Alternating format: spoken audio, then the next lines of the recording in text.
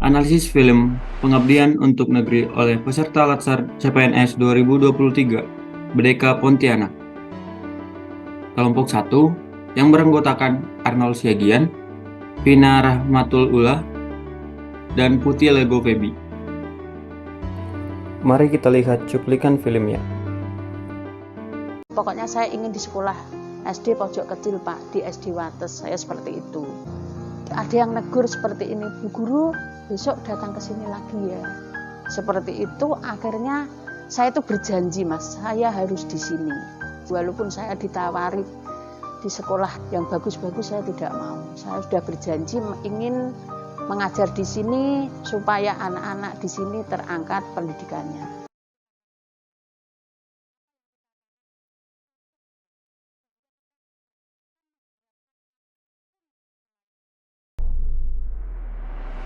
Ringkasan film. Sri Handayani, seorang pendidik berusia 50 tahun, telah mengabdikan dirinya untuk mengajar anak-anak SD di pelosok negeri.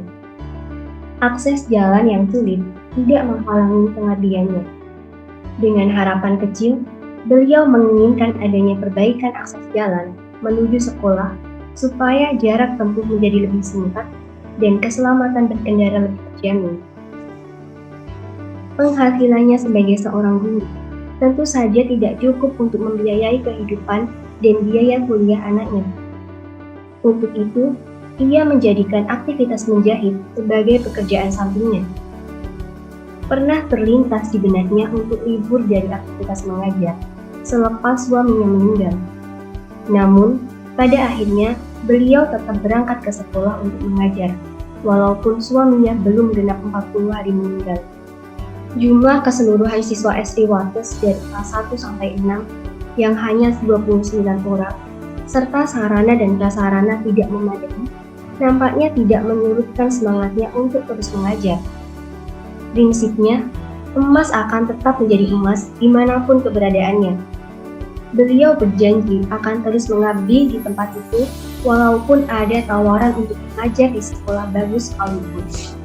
Karena baginya, apa yang kita tanam adalah untuk ibadah, sehingga kita tidak akan mengharapkan apapun selain pemberian Allah. Aktor yang terlibat yaitu Ibu Sri Handayani, seorang pengajar dan penggerak utama dari akuntansi nilai berakhlak. Kemudian ada masyarakat Wates sebagai pemeran pendukung penerapan nilai berakhlak.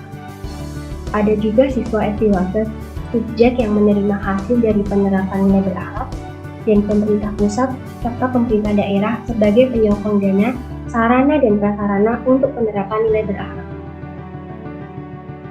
Penerapan nilai-nilai berakhlak. Yang pertama, berorientasi pelayanan, yaitu berkomitmen untuk memberikan pelayanan terbaik dengan mengajar di sekolah kecil. Yang kedua, akuntabel. Adanya rasa tanggung jawab bahwa peran dan fungsi guru merupakan mencerdaskan anak-anak di sana dan memajukan daerah dengan generasi muda. Yang ketiga, kompeten. Beliau sangat kompeten dalam mengajar anak-anak dan melakukan pekerjaan sampingan sebagai penjahit.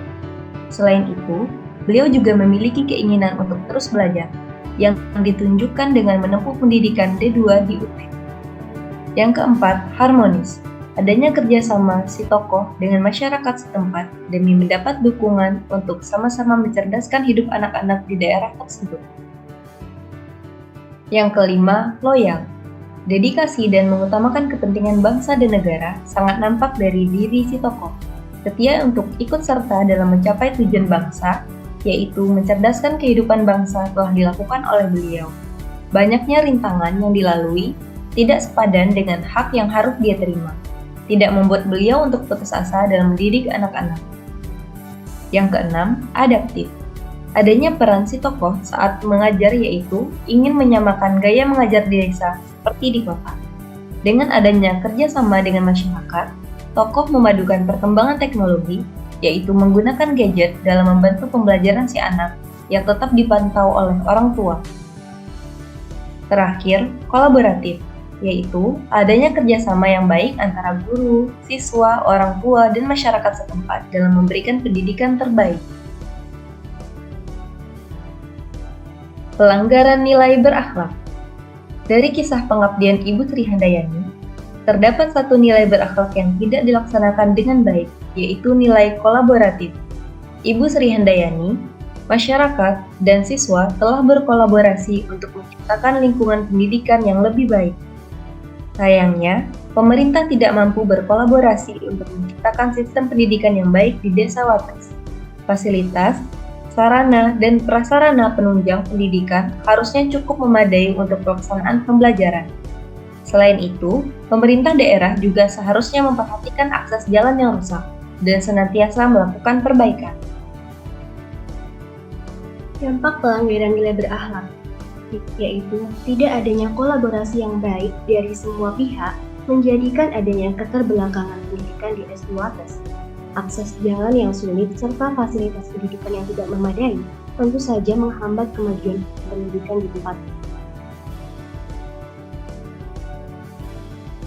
Penutup. Dari kisah Ibu Sri Handayani, kita belajar tentang keikhlasan untuk terus mengabdikan diri demi kemajuan bangsa. Nilai-nilai berakhlak benar-benar tertanam dalam dirinya. Dedikasinya untuk memberikan pendidikan yang lebih baik telah mengajarkan kita untuk ikut serta berjuang dalam membawa perubahan. Pengabdian kepada bangsa bisa dilakukan oleh semua pihak, apapun profesinya. Jadi, kolaborasi semua pihak harus terus dijaga untuk Indonesia yang lebih baik. Nah, demikianlah analisis film Pengabdian untuk Negeri oleh kelompok 1. Terima kasih.